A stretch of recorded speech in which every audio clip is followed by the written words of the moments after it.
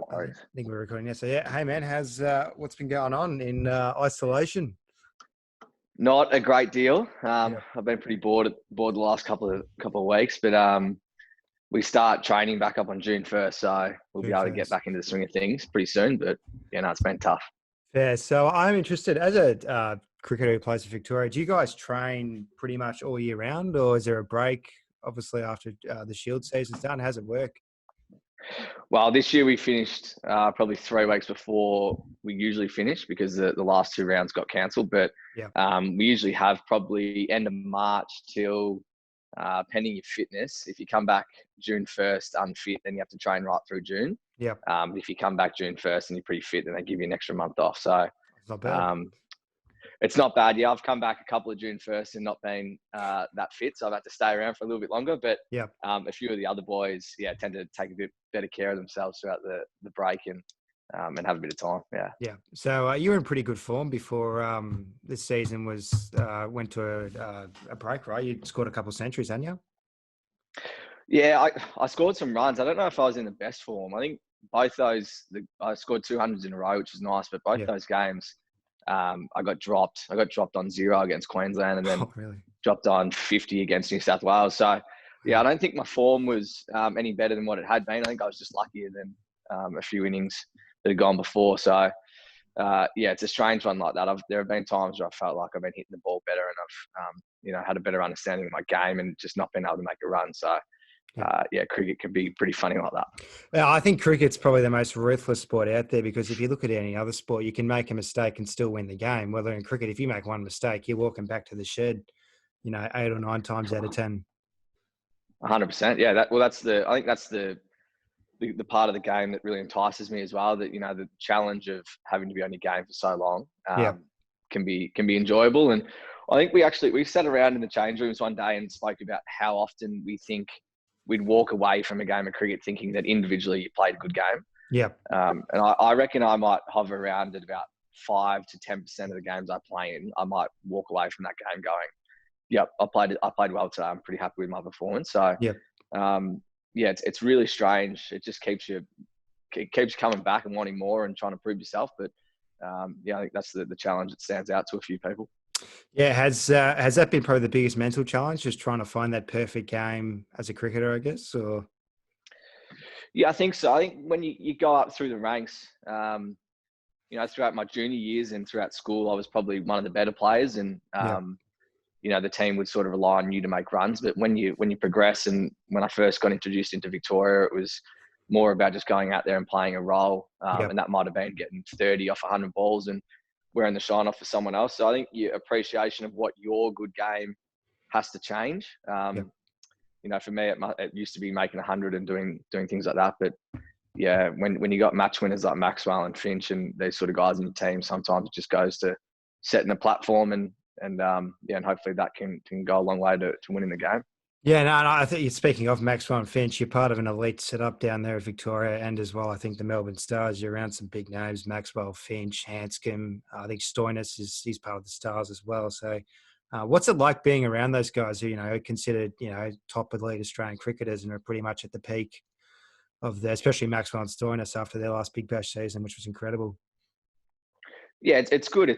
I think it's got a funny way of when people start to play well, you try and look at what they're doing, Yeah. and try and find reasons as to why they're doing it. But I think it's just unique to the individual. So Stoinis can be very different. He likes to visualize a lot of things. He has a really strict pre-game ritual that he goes through every game. Might be just hitting a ball with his hand or juggling or catching some different objects.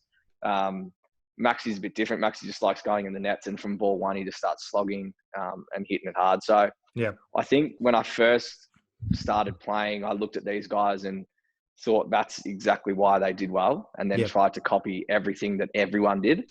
Yeah. But I guess that's the unique part of someone that plays a high standard. They do something that's different to everyone, and it's different because they've just worked out what works for them, and they've eliminated all the other stuff that comes with it. So whilst it's really, really beneficial to your cricket, it can sometimes be a bit of information overload. You get confronted with quite a bit of info. So yeah, I've enjoyed it. I love. I think Maxi being captain of the Stars last couple of years has allowed him to open up a little bit more and offer some advice, not just batting or bowling or fielding, but a bit of leadership stuff as well that he's passed on. So yeah, I definitely think it wasn't for those guys. You don't develop the way you develop, and Yeah. I'm pretty grateful to be able to chat to those guys whenever I feel necessary. Are they around? Because obviously they play for Australia and they play a lot of formats as well. So are they normally back on the same day as you guys, or is their schedule normally a bit different to yours?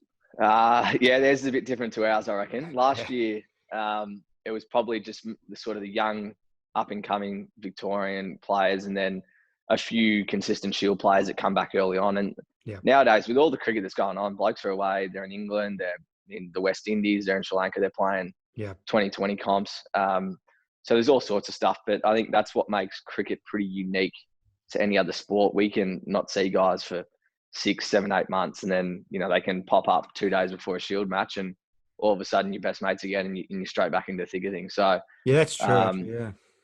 that's the toughest part of it all. But yeah, no one has any complaints if you want to go over and challenge your skills in different leagues, and that's fine as long as it gets cleared with the Vic board. Yeah, and I think one of the biggest things that I think's changed a lot in the game in the last 30 years is that you used to, so when you were a kid and you wanted to be 16, 18, your goal was just to play for Australia. But now there's so many opportunities. You can make really good money and play good cricket over in the Windies, India, Sri Lanka. I think that's been the big difference I've noticed in terms of the game changing. Have you noticed as a player, is it just a different landscape? Because you've been playing professional for about 7 or 8 years now, haven't you? Yeah, about Yeah, 7 or 8 years. It's been a while, yeah, but no, you're absolutely right. I think even for me growing up, I'd be watching Gilly on TV, and I remember every Christmas you get new gloves or you get new colour when you're keeping gloves, and that's all I wanted to do was yeah, play for Australia and do all that sort of stuff. But now it's changed a bit. The landscape's a bit more entertaining. That short form, I think there's still a great market for Test cricket, but yeah. just the way the game's developing throughout white ball and 2020 cricket, it's almost got some people reevaluating what they want to be good at and where they want to be, one day look back on and known to be one of the greatest players. So for me, I don't think I have a format that I'm especially good at. So I just keep trying to be moderately okay at all three formats while they're still existing. But I think you had a good Big Bash, man. I was pretty impressed. Some of your cameos were really handy for us towards the end of the season. well, I got to chime in a little bit more, but no, it's been good. I think it's all based on opportunity. If you get the chance to go out there and make some runs, and the game sort of set up for you, you can put your case forward. But yeah, that's the tough thing about 2020 is sometimes you go out there with 5 balls left and you got to score 50 runs. So Yeah. it's impossible for people like me, but no, we'll keep on trucking. Do you feel the development of T20 cricket has hindered the development of just proper test match batting? Because you look at it, you got to say, for example, you come in, you've got 12 balls, you need 35 runs. You're just pretty much slogging the thing. But then in test cricket, 35 runs can be scored in, 30 overs, and it's a much more different style of the game. Do you feel that it's hindering a lot of development, especially of the junior players coming through because they're so focused on developing that? Because it must be a hard balance to go from playing T20 in January and then to back playing Shield 2 weeks later. Like, it's a completely different mindset. Instead of playing 40 overs of a game, you're playing, 360 over 4 days. Yeah. Yeah. Well, I think if you look at the best 2020 players in the world, there aren't going to be too many that haven't also got a name in Test cricket or the longer form. Yep. I think the fundamentals of 2020 cricket are built on learning the fundamentals of cricket, which are more the longer form, getting your head in line, getting your weight transfer going. Yeah.